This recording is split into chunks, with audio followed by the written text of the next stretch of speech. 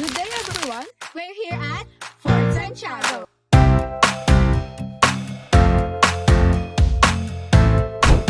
Ito ay tinayo noong 1571 ni Miguel de Lopez de Legazpi bilang pangunahing depensa ng Intramuros laban sa mga mananakop.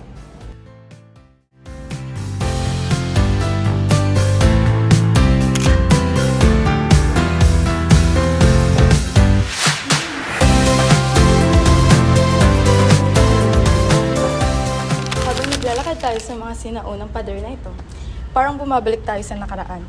Isang kasanayang puno ng tagumpay, pagsubok, at katatagan.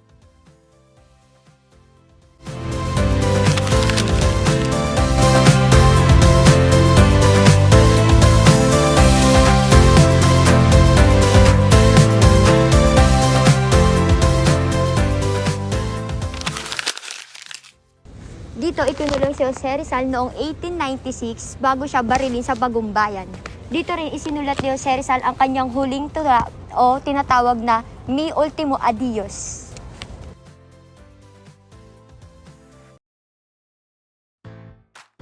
Ito ang dating Almacenes Reales o Royal Warehouse kung saan iniimbak ang mga supply or kalakal para sa pamahalaang Espanyol.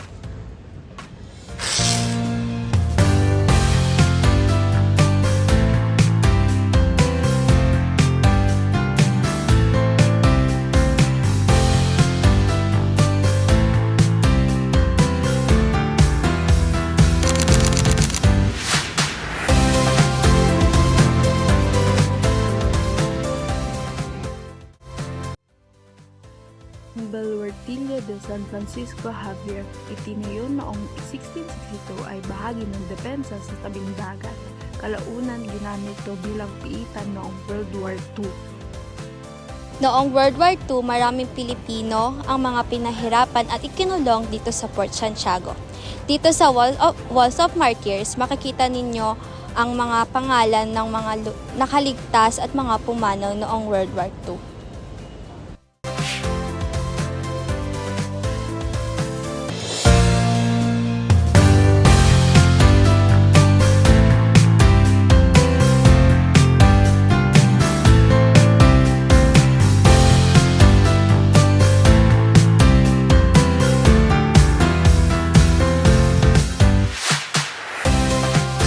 Fort Santiago ay hindi lang isang historical landmark. Ito rin ay isang sentro ng sining. Ang Raha Soliman Theater, tinayo noong 1967 mula sa mga labi ng isang lumang barracks, ay naging tahanan ng Philippine Educational Theater Association sa loob ng halos 40 years.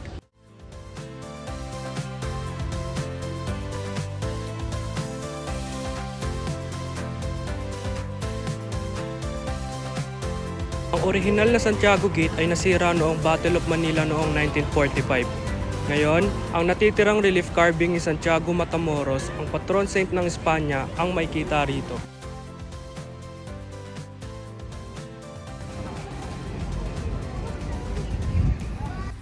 This is the dungeon of Fort Santiago. The fort were originally used as powder magazines, but were later converted into prison cells. Stories of prisoners being tortured and drowned here during high tide have been passed down through generations. Though archaeology disproves the flooding myth, the dungeons remain a hunting symbol of the fort's dark past. In 1945, following the liberation of Manila during Second World War, the U.S. Army discovered 600 decomposing corpses inside the Fort Santiago dungeons. The conditions were so crumpled that all prisoners died from suffocation and heat exhaustion.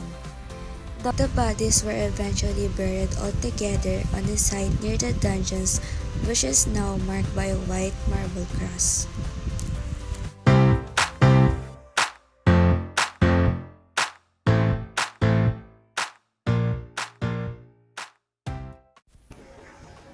The white cross marks the mass grave of 600 bodies discovered after the Battle of Manila in 1945. These souls were lost in the devastation of war. Their final resting place beneath this solemn monument. Bakit ito po yung napili nyong tourist spot na puntahan?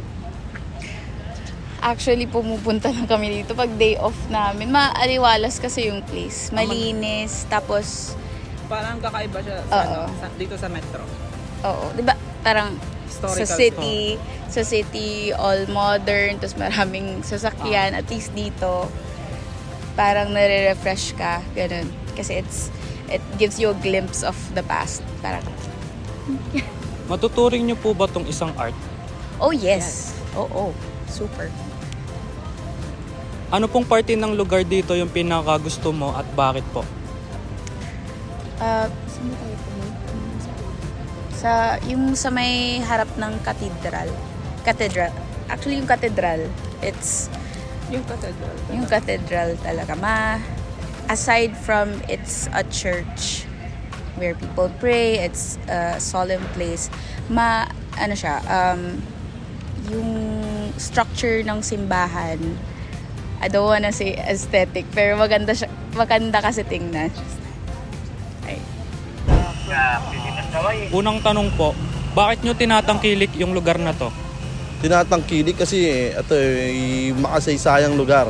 Dito nagalap yung World War II at marami tayong matatagpuan tulad kung saan kinulong si Rizal, dungeon kung saan tinorture ang maraming tao at maraming iba pa. Maraming nasaksi sa pangyayari at nalungkot sa digmaan.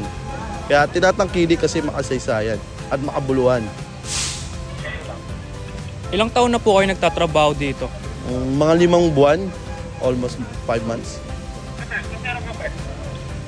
Para sa inyo po, bakit po makasaysayan yung lugar na to? Unang-una sa lahat kasi dito nangyari yung World War II. War of Manila. Andito lahat ng pangyayari at yung mga datiyang generasyon o kaya tradisyon. Marami tayong tradisyon na nawala lang dahil sa World War II. Yung iba hindi na naalala, hindi na nag-e-exist sa ngayon. Pero yung iba naman may nag-e-exist. Pero konti na lang yung tradisyon natin ngayon. Ito po yung mga unang tatanong ko, Tay Bali. Bakit nyo tinatangkilik ang lugar na ito? Ito pong Intramuros or Port Santiago po. Ito yung lugar sa Pilipinas na makasaysayan. Tulad ng Port Santiago, dyan ako si Dr. Jose Rizal. Kaya yan, dinadaya ng mga turista at turistang Pinoy, turistang taga-ibang bansa. Ilang taon ka na po nagtatrabaho dito, Tay? Bali, mga 20 na. 20 years na po? Higit. 20 years may gate. Bakit po makasaysayan yung lugar na ito para sa inyo po, Tay? Kasi dito yung magsimula yung mga Kastila. Alam niyo ba kung ilang taon tinayo ang Intramuros? 1571. Ito yung pinakasentro ng kalakalan panahon ng Kastila. Kung sa halos dito na simula yung pagpapalaganap ng religious, culture, at edukasyon. Kumbaga, pinaintain na lang. Bakit nyo po tinatangkilik ang lugar na to? Tinatangkilik ko yung lugar na to bukod sa matao. Isa din ito sa pinakamagandang tourist spot dito sa Pilipinas. Ilang taon na po kayo nagtatrabaho dito? Dito po, bali 2 weeks pa lang po kami. Opo, 2 weeks. Para sa inyo po, bakit po makasaysayan yung lugar na to? Bukod po sa unang-una po kasi ito ay mga binubuo po ng mga building na makaluma. Kumbaga, hindi na mabilang kung ilang taon kumbaga yung itinayo yung mga building na to, hindi pa tayo pinapanganak. Kumbaga, so yun. Okay na. Okay na yun. Okay po, thank you po. Bakit dito po yung napili yung tourist spot? Dito. Kasi alam mo naman, Intramuros is historical, and as a graduate of Bachelor of Science in Tourism Management, dapat aware tayo sa mga tourist spots, especially yung mga historical ng Pilipinas. Matuturing mo po ba dito bilang isang art? Of course. Anong party po dito yung pinakagusto nyo, tapos bakit po? Sa may part ng Fort Santiago, wherein sa isang silid kung saan yung parang doon nagsulat or kinulong si Jose Rizal bago siya pinatay. Nag-enjoy po ba kayo dito? Oo, kasi parang feel mo pa rin yung presence nung panahon niya. Yung historical pa rin ng lugar. Kaya ramdam mo yung mga nangyari noon. Halaga niya. Thank you po. Okay na po. Bakit niyo po tinatangkilik ang lugar na ito? Dito yung permit ko Port Santiago.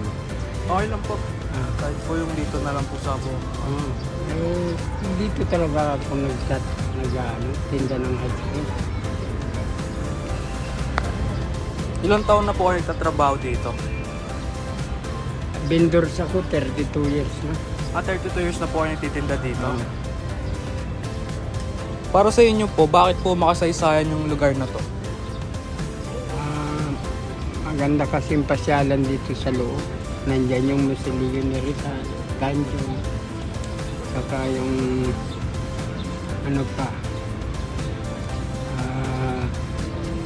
architect.